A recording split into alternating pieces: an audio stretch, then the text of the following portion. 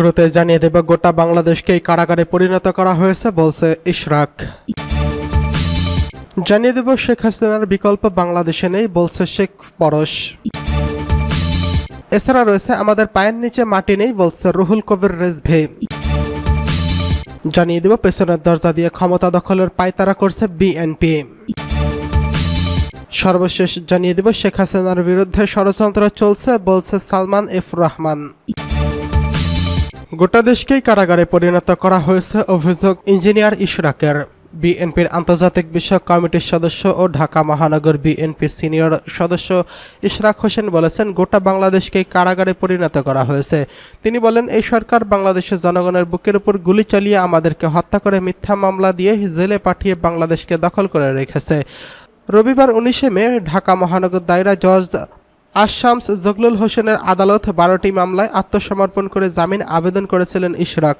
শুনানি শেষে আদালত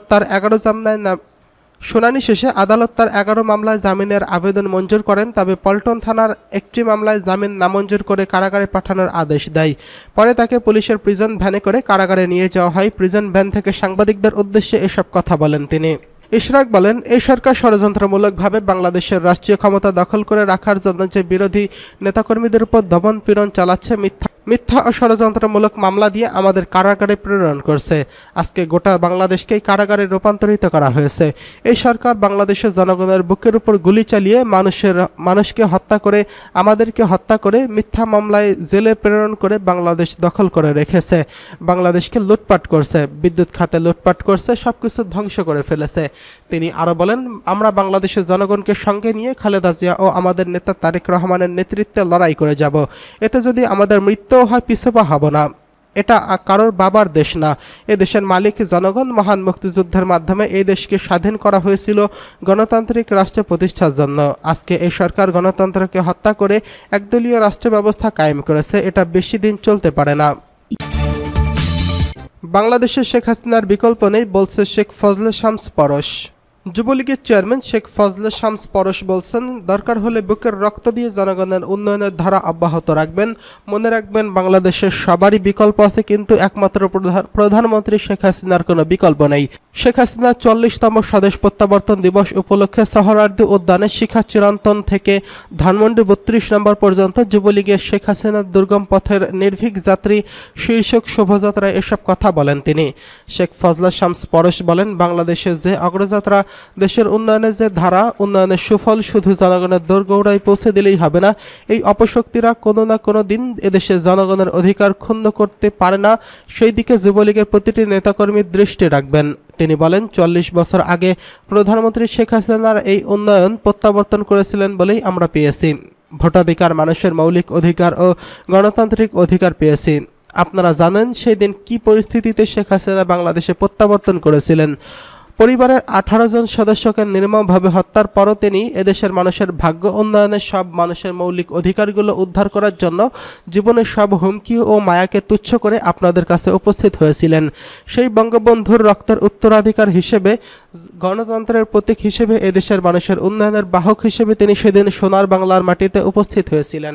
শোভাযাত্রায় আরও উপস্থিত ছিলেন যুবলীগের প্রেসিডিয়াম সদস্য, যুবলীগের সাধারণ সম্পাদক মাইনুল হাসান নিখিল, প্রেসিডিয়াম সদস্য রাকিবুল ইসলাম, হাবিবুর রহমান পবন, যুগ্ম সাধারণ সম্পাদক মতিউর রহমান বাদশা, ভারপ্রাপ্ত সাংগঠনিক সম্পাদক জাকির হোসেন বাবলু প্রমুখ। আমাদের পায়ের নিচে মাটি নেই, স্বীকারোক্তি রিজভীর। বিএনপির সিনিয়র যুগ্ম মহাসচিব অ্যাডভোকেট রুহুল কবির রিজভী বলেছেন, আমরা যেন একটা শূন্য গহ্বরের উপর বাস করছি। আমাদের পায়ের নিচে মাটি নেই, কিসের উপর দাঁড়িয়ে আছি তা নিজেরাই বলতে পারবো না। শুধু ব্যাংক থেকে 12,000 কোটি টাকা লোপাট হয়ে গেছে, এটা আমার বক্তব্য না, এটা সিডিপির বক্তব্য। আমাদের জিডিপির 12% নাই হয়ে গেছে। লোপাটকারী কারা? এরা সবাই ক্ষমতাসীনের আত্মীয় স্বজন ও কাছের লোক। রাজধানীর নয়াপল্টনে বিএনপির কেন্দ্রীয় কার্যালয়ে এক অনুষ্ঠান শেষে প্রধান অতিথির বক্তব্যে তিনি এসব কথা বলেন। 18 এপ্রিল সন্ধ্যায় মধুখালী উপজেলায় ডুমাইন ইউনিয়নের পঞ্চপল্লী গ্রামে এক কালী মন্দিরে আগুন লাগার ঘটনাকে কেন্দ্র করে পাশের গ্রামের একটি বিদ্যালয়ে অবস্থানরত শ্রমিকদের উপর হামলা হয়। সেখানে স্কুলের টয়লেট নির্মাণের জন্য কাজ করছিলেন শ্রমিকরা। সেখানে গণপিটুনিতে 2 শ্রমিকের প্রাণ যায়। অনুষ্ঠানে তাদের পরিবারকে বিএনপির ভারপ্রাপ্ত চেয়ারম্যানের পক্ষ থেকে নগদ অর্থ ও সহায়তা প্রদান করেন রুহুল কবির রিজভী। রিজভী বলেন, এই মর্মান্তিক পরিস্থিতি দেশ ও দেশ তার দিন দিন অতিক্রম করছে। এখন জীবন ও সম্পদের কোনো নিরাপত্তা নেই। জনগণের মনোভাব ভিন্ন খাতে প্রভাবিত করার জন্য সরকার একের পর এক পন্থা অবলম্বন করছে। মধুখালীতে শ্রমিকদের পিটিয়ে হত্যা করার যেন তেমনই একটা পন্থা। এরা মানুষকে মানুষ হিসেবে বিবেচনা করে না। রিজার্ভ থেকে $50 মিলিয়ন উধাও হয়ে গেছে। রিজার্ভ এখন তলানিতে। সরকার বলছে রিজার্ভ $13 বিলিয়ন আছে, অথচ সচেতন মানুষ বলছে এটা $7 থেকে $8 বিলিয়ন আছে মাত্র।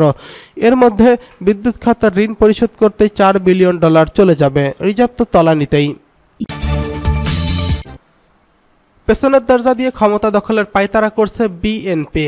বিএনপি নির্বাচনে না এসে পেছনের দরজা দিয়ে ক্ষমতা দখলের পায়তারা করছে বলে মন্তব্য করেছেন আওয়ামী লীগের সভাপতিমণ্ডলীর সদস্য অ্যাডভোকেট কামরুল ইসলাম।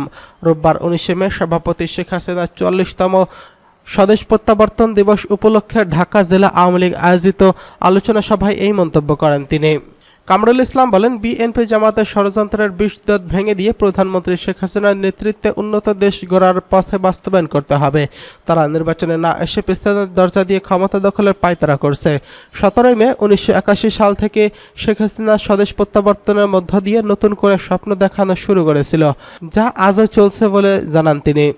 17 মে 1981 সাল থেকে শেখ হাসিনা স্বদেশ প্রত্যাবর্তনের মধ্য দিয়ে নতুন করে স্বপ্ন দেখা শুরু করেছিল, যা আজও চলছে বলে জানান তিনি। ঢাকা জেলা আওয়ামী লীগের সভাপতি বেনজির আহমেদের সভাপতিত্বে আলোচনা সভায় আরও বক্তব্য রাখেন সাংগঠনিক সম্পাদক BM মোজাম্মেল হক, মির্জা আজম এবং কার্যনির্বাহী সংসদ সদস্য তথ্য প্রতিমন্ত্রী মোহাম্মদ কাজী আরাফাত। সভাটি সঞ্চালনা করেন আওয়ামী লীগের সাধারণ সম্পাদক পনিরুজ্জামান তরুণ।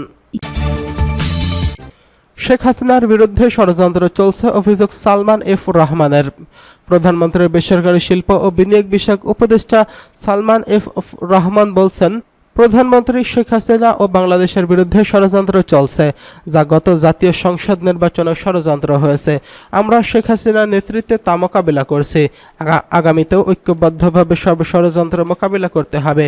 রবিবার 19 মে বিকেলে তেজগাঁওয়ের ঢাকা জেলা আওয়ামী লীগের ভবনে শেখ হাসিনার 44তম স্বদেশ প্রত্যাবর্তন দিবস উপলক্ষে ঢাকা জেলা আওয়ামী লীগের এক আলোচনা সভায় এসব কথা বলেন তিনি।